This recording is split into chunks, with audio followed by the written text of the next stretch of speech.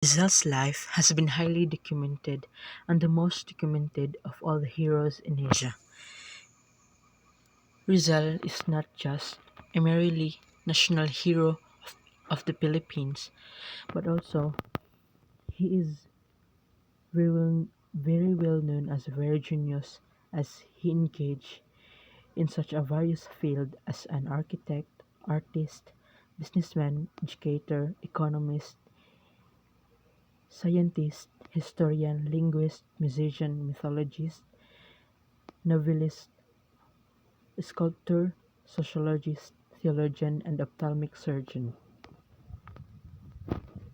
With these many fields that he attained, it is really requires for a highly documented or long process of documentation for a national hero. Further, he is known for his nationalistic ideas, bravery, and as a national hero in the Philippines. He has also his duty toward his family and the country. Also, he focused on uniting Filipinos, building networks through connections, creating links with the propaganda movement. Jose Rizal's love of education. Through education, our motherland receives light. It demands sacrifices to obtain education, but when we obtain it, it is the most precious gift and treasures that our motherland gives us. Rizal also emphasizes that a nation where educated people outnumbers uncivilized ones excavates treasures more cherished than any stones of the earth. From his poem, Through Education Our Motherland Receives Light, Rizal conveys or teaches us that we must be an educated person because it is more precious than those precious stones that Rizal called stone because what's most precious is the education that torch and light in the darkness. Furthermore, give harmony and glory to the country, and this power of education is endless. And the next is Jose Rizal's love for the country. Most of this message is for the Filipino youth. Grow, O timid flowers. This persuasive message of Rizal implies that Filipino youths has something to be lack of.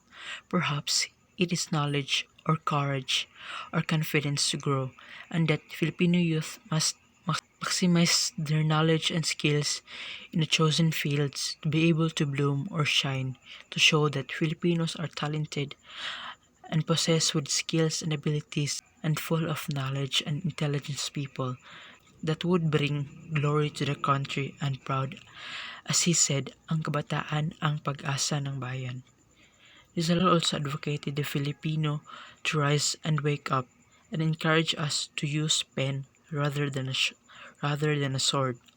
And it is Rizal's wants to communicate the means of making peaceful process. For pen is a representation of dissent and communication, and it means understanding and so to resolve the conflict. Moreover, pen also signifies education that would make prosperity to the country, compared to using a sword that would only make worsen the disorder and chaos that leads to being a poor country. And the last is Rizal's love of family. My first inspiration. Mi primera inspiración was most known, written by Rizal in Ateneo.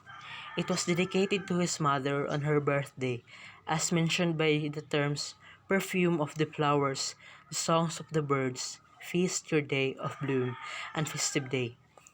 It was believed that the poem had been written in the year 1874 when his mother was freed from being present.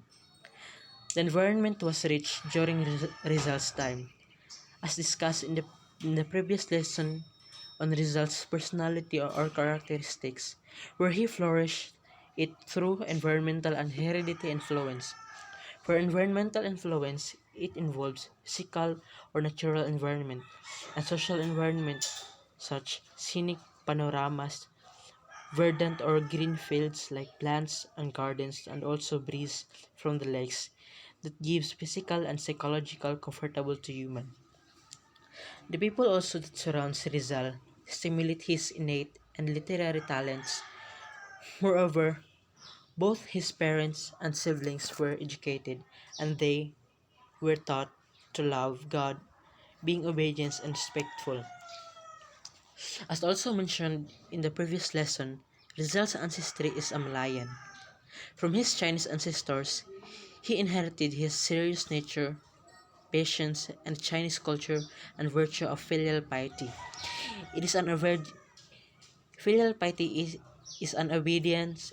Filial piety is an observance of respectful and kindness within the family and outside. Further, acquiring Christianity and being religious in nature to love and being obedient to God. We have seen that Rizal do observe respect and honor to his parents. This virtue he nurtured comes also from his parents because his role model and inspiration in life is his parents. And lastly, Rizal do value his parents as God's wonderful creation. This message of Rizal told us also to do so. That's all for this lesson, and thank you.